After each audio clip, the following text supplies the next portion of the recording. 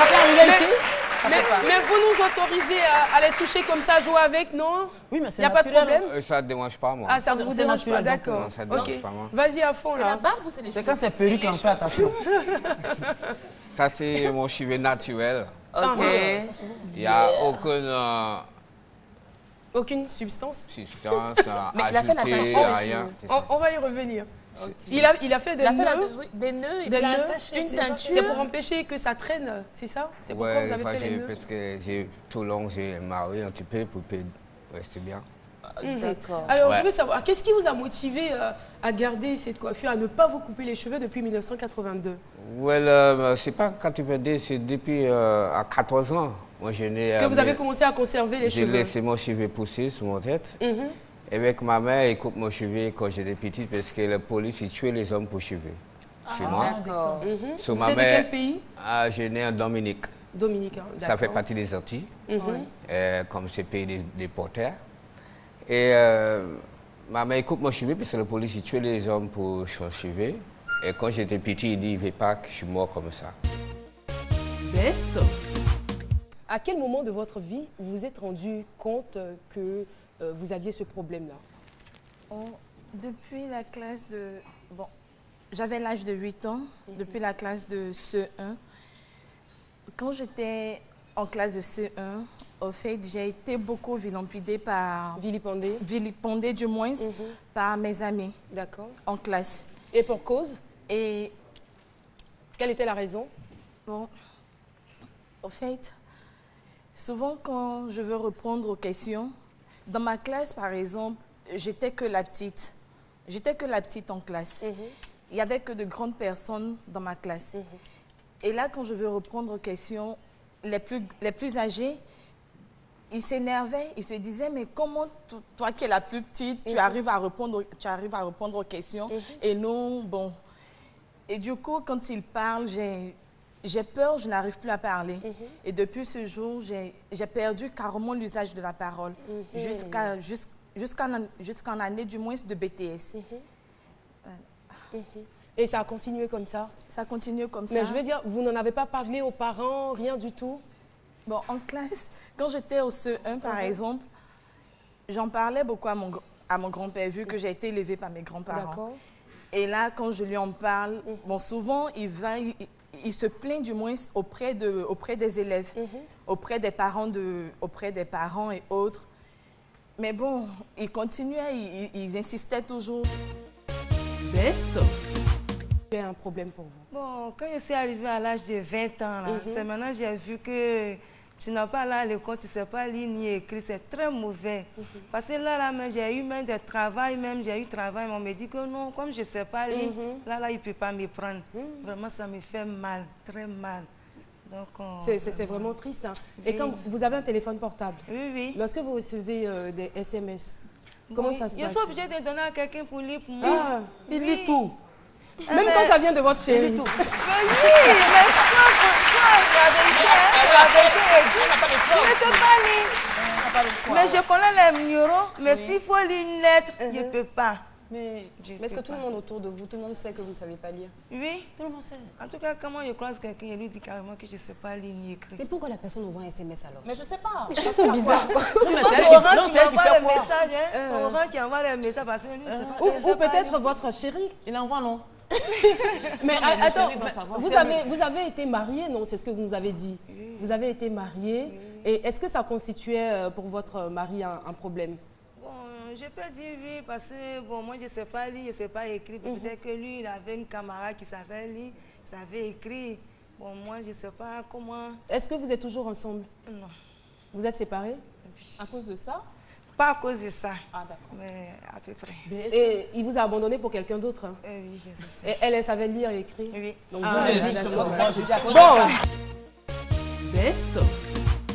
Un boucantier, entreprise. Vraiment, c'est étonnant. C'est qui donne l'argent d'abord, maquille aux gens, des autres, fait un truc. Est-ce que c'est pas la mort de Douk Sagala? Bon, je mets à la place du profane, celui qui est quelque part à Yopouga. Tout à fait. Ça là, c'est la mort de Douk Sagala qui a donné conseil à type là. Ah, ça peut être un déclic, pourquoi pas? Positif. Un facteur déclencheur. Bien sûr. Voilà. Parce que, il faut dire que c'est parti aussi de là. C'est parti de là, parce que pour vous dire, je vais vous faire une confidence. Si Doug Saga était encore en vie, je pense qu'il allait mieux vivre son côté business que show. Oui. Par exemple. Parce qu'il s'est retrouvé à un moment où il a eu besoin d'argent. Tout à fait. Bien sûr. Mais ce même public qui acclamait Doug Saga s'est retrouvé entre 4 murs, en train de se gérer dans sa maladie. Et ça donne des conseils. Ça donne des conseils. Et moi, ça a été un déclic.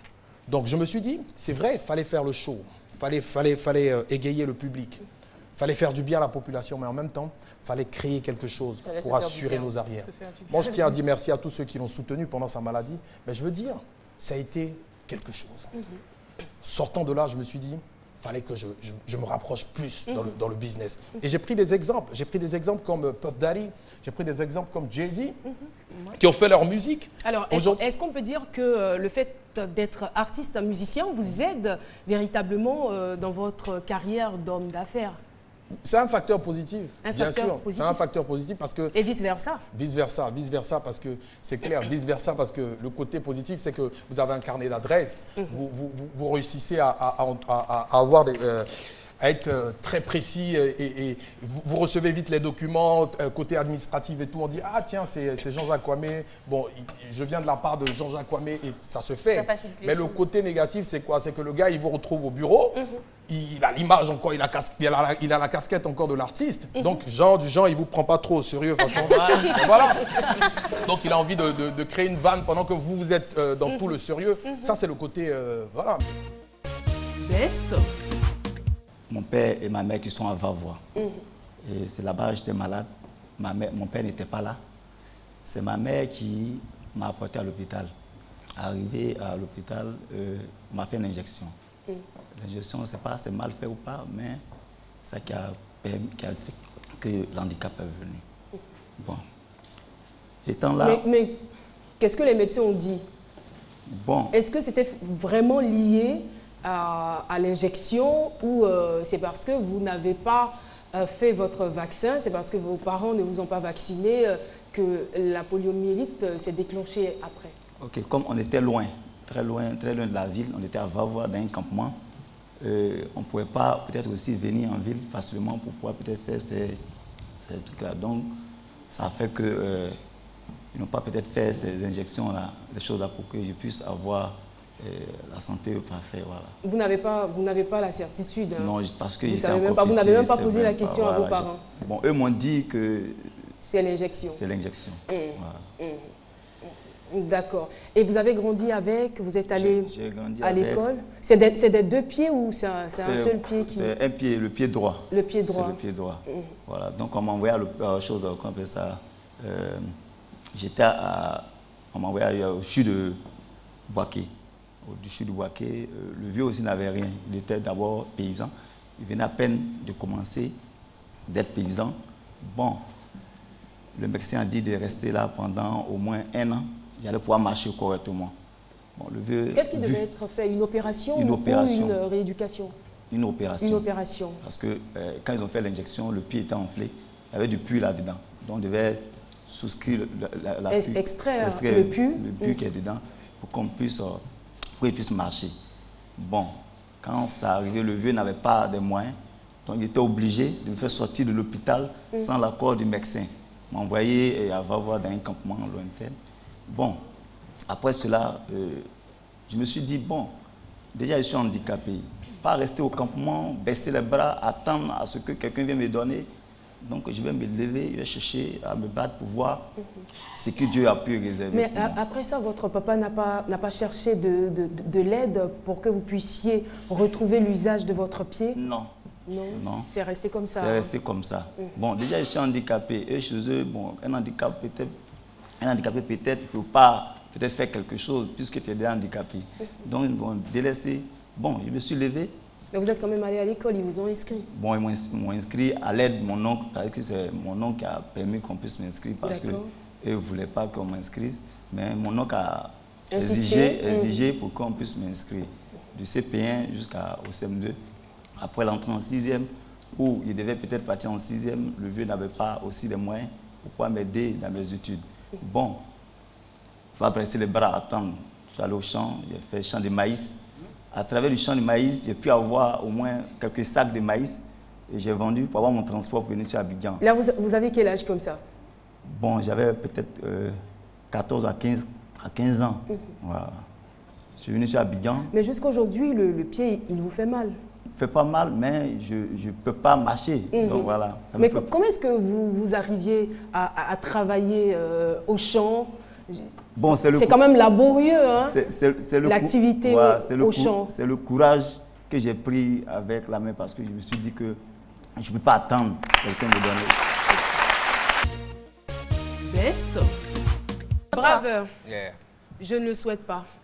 Vous dormez et puis quelqu'un vient avec une paire de ciseaux. Moi, par exemple. Il vous coiffe les cheveux. Le matin, vous vous réveillez, vous avez la tête toute lisse. Comme le monsieur. Première réaction. Comme le monsieur qu'on a vu à l'écran tout à l'heure. Ça, c'est imagination. Ah non, mais et si ça arrivait, quelle serait votre réaction? Il ne veut même pas y croire. Il ne peut même pas y penser, en fait. Même dans ses pires cauchemars, il n'imagine pas du tout. Non, et si ça arrivait? C'est ça, nous regardons, si ça arrivait. Mais quand une personne m'a vu, il dit, OK, ça c'est sa vie, laissez vivre comme ça. Mais quelqu'un de méchant peut le faire. Pour vous faire mal. Moi, je peux le faire. Est-ce que vous pensez que, comme Samson, vous avez une certaine puissance dans les cheveux? Oui, je ne pense pas à Samson, parce que Samson, c'est lui, et moi, c'est moi. Et vous, c'est vous. Mais qu'est-ce que vous avez dans vos cheveux? C'est vos cheveux. Ce sont vos cheveux. Je mets rien dedans. Mais j'ai dit, on les coupe. C'est quoi votre réaction? Dites-moi. Non, je ne vais pas battre avec toi si tu coupes mon cheveu. Voilà. Mais il faut que je t'appelle la raison pourquoi vous coupez mon cheveu. Il dit ça m'énerve. Vous êtes marié? Non. Vous n'êtes pas marié? Non, je ne suis pas marié. Et vous avez des enfants? Oui, j'ai des enfants. Est-ce que les femmes n'ont pas peur de vos cheveux là? Comme ici, quand j'ai marché de mon cheveu, les filles, ils perdent. Parce qu'ils ne voient pas comme ça. C'est ça. Les enfants. Mais chez moi, les gens, c'est normal. À London, c'est normal. Aux États-Unis, c'est normal, tout partout. Mais ici, quand j'ai marché ici... Les gens sont étonnés. Et les femmes, les filles, j'ai peur. Best. Ma femme m'a quitté pour des raisons religieuses, droit des réponses, droit des vérités ce matin. Et donc, oui, je vous en prie. Et donc, le droit sera dit ce matin. Mais je m'avais en même temps dire que pourquoi tant d'acharnement sur les pasteurs? En même temps, en tant que diplômé de l'école académique des hautes judiciaires. Toi? Ah oui, je vous en prie. Et donc, moi, ça m'amène à demander, vous êtes maître, docteur ou... Toutologue? Oh non, laissez tout ça. J'ai plusieurs titres. Quand on dit toutologue, ça regorge tout. Et là, on l'appelle maître votre honneur, Philo, je vous en prie. Non, moi, c'est les matchs longs, mais comme je n'ai pas encore fini les études, c'est pourquoi je suis en manche courte. Ah, d'accord. Voilà, je vous en prie. Je pense que c'est clair. Et donc, pourquoi tant d'acharnement sur les pasteurs? En même temps, il faut voir des deux côtés. Vous savez qu'en matière de justice, il faut équilibrer les choses. Voilà des jeunes filles qui prennent tout, c'est-à-dire qui vont solliciter les hommes de Dieu, les pasteurs, pour prier pour elles. Et à un moment donné, quand ça marche, on dit le pasteur elle est bien. Quand ça ne marche pas, on dit il n'est pas bien. Pourquoi? Voilà ces personnes-là qui, dotées d'une haute instance spirituelle, font tout pour amener une certaine cohésion dans les familles parfois. Mais en même temps, il faut situer certains faits. Toi, tu es une femme. Vous voyez, tout est noté ici, je ne parle pas dans le billard. Voilà, vous êtes une femme. Et toi-même, quand tu vas à l'église, tu sais même que tu es en quelque sorte possédé. Oui, possédé, comme on le dit. Mais quand vous allez à l'église, et que toi-même tu sais que tu es possédé, et qu'on va te délivrer, et que tu t'attends à un moment donné, que tu sais que tôt ou tard, tu vas tomber. Pourquoi quand tu vas prier, tu ne peux pas t'habiller de façon décente? Mais pourquoi tu t'énerves? Je m'énerve parce que, non, quand le droit est dit, il faut c'est ça, c'est une affaire sérieuse. Il faut que le droit soit dit. Et donc, il faut vous habiller décemment. Tu ne peux pas porter collant, et puis tu ne peux pas cycliste en bas, et puis toi tu portes mini, tu t'en pries alors que toi-même tu sais que tu as possédé, le gars il va te faire tomber, et quand tu tombes, boum, c'est quoi on voit là, c'est quoi? Best. À quel moment est-ce qu'on parle de personnes âgées? À quel âge? Bien, c'est tout simple. Il faut avoir atteint 60 ans au moins et plus. Sinon, vous êtes encore vraiment du premier âge, j'allais dire, ou deuxième. Parce que jeune. Sinon, c'est à partir de 60 jusqu'à 100 et quelques années. Et ça se passe aussi dans la tête, parce qu'il y a certaines personnes qui dans la tête comme dans le physique. 60 ans qui refusent carrément de vieillir. C'est dommage. Voilà. alors que c'est une bonne grâce. Regarde la mémé qui est là. Oui, ça c'est ma préférée. Hein? Oui. En tout cas, mon invitée d'honneur, c'est la plus jeune moi, je la connais de personnellement. ce studio. Bonjour, mamie. Vous allez bien? Ça va bien. Mais est-ce que vous savez que vous êtes belle? Elle a plus de 100 ans. Elle a plus de 100 ans. Et voilà, elle est venue assister à ce midi. Merci en tout cas d'être là. Donc voilà, c'était juste pour qu'on sache que la plus belle de ce studio et la plus jeune avait plus de 100 ans. Elle a plus de 100 ans. Alors, et pour avoir un tel âge, il y a un certain nombre de principes. Ah oui. Et vous avez écouté votre humoriste. Tout à fait. C'était vous qui lui donniez les conseils. C'est d'abord, il faut passer par la vie saine. C'est ça. Et puis... qu'est-ce qu'il faut éviter, par exemple? Voilà, l'alcool, le tabac, le mensonge et tout le reste.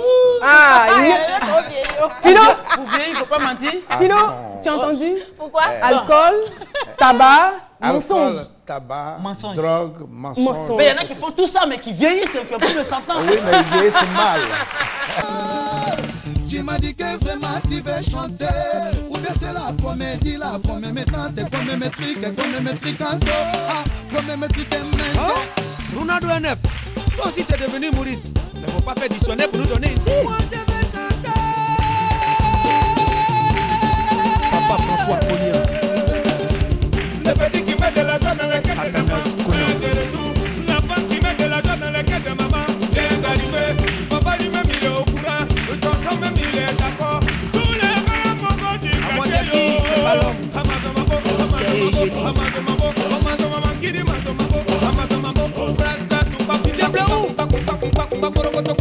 Maman Mariam Koulibaly.